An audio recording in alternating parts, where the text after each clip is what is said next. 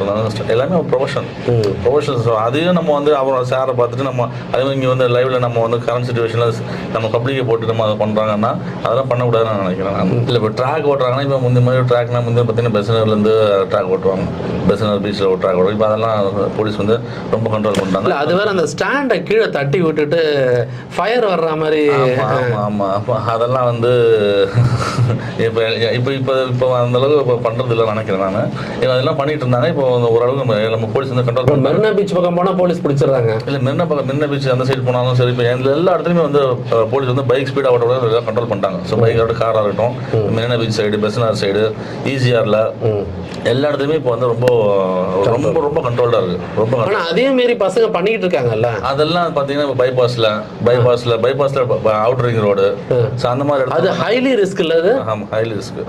அது லாரி கண்டெய்னர்ஸ்லாம் வந்துகிட்டு இருக்கோம். அவுட்டர் ரிங் ரோட்ல